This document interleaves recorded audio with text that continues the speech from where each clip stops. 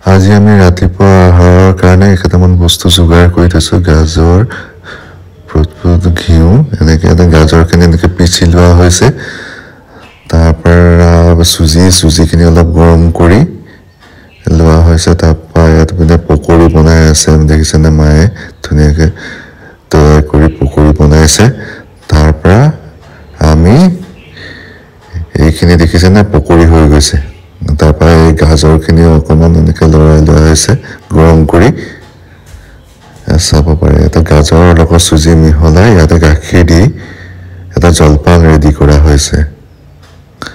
তাৰপিছত এইখিনি পকৰিখিনিতো দেখিলে ৰেডি হ'ল আৰু দেখিব এতিয়া আমাৰ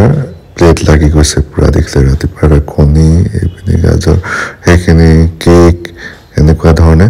বহুতকেইটা আইটেম আছে এইকেইটা চাই লওক ধুনীয়াকৈ আইটেমকেইটা আমি পুৱা আহাৰ কৰিলোঁ